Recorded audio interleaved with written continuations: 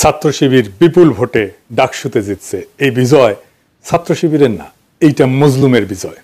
আমি 20 আগস্ট লিখছিলাম গত মাসে ডাকসু নির্বাচন নিয়ে আমার প্রেডিকশন বলি, ছাত্র শিবির ভিপি জিএস সহ বেশিরভাগ আসনেই জিতবে, হলগুলোতে কিছু আসন ভাগাভাগি হবে, শিবিরের বিজয় হবে ফেনোমেনাল, ভোটের তফাৎ হবে প্রচুর।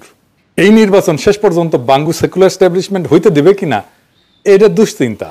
খুব খারাপ কিছু ঘটায় নির্বাচন স্থগিত করে দিতে পারে, বিশেষ করে বামেরা শেষ মুহূর্তে নির্বাচন বয়কট করতে পারে।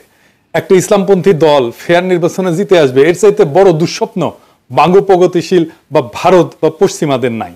কিন্তু ঠিকভাবে নির্বাচন হইলে এইটা ফলাফল হবে বাংলাদেশের রাজনীতিতে সুদূর প্রসারী।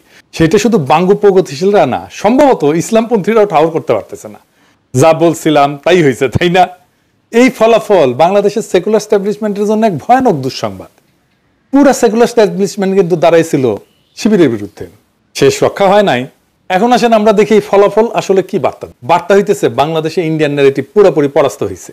আলহামদুলিল্লাহ, বাংলাদেশে এই প্রজন্ম যতদিন থাকবে ততদিন ইন্ডিয়ান ন্যারেটিভ আর মাথা তুলতে পারবে না। কিন্তু ছাত্র দলের পরাজয়কে অবশ্যম্ভাবী ছিল না। ছাত্রদল এই নির্বাচনে জিতে যাইতে পারত, ডাকসু তাদেরই হইতো। হয় নাই কারণ তাদের নির্বুদ্ধিতা, রাজনৈতিক অপরিপক্কতা এবং বেকুবের মতো আত্মবিশ্বাসের কারণে তাদের এই ভরাডুবি। বিএনপির এই ভরাডুবির পেছনে আছে বিএনপির কান্ধে চেপে বসা কিছু রাজনীতির জ্ঞানহীন মানুষ, অপদার্থ মানুষ। আমি একসময় দেখাইছিলাম, আজ তাদের ক্ষমা দেখায় পরিচিত করে দিতে চাই না, এরা হাতে ধরে বিএনপিকে গাড্ডায় ফেলছে। তাও একজনকে দেখেন কইছিল শিবিরের ভরাডুবি হবে, তৃতীয় বা চতুর্থ হবে শিবির।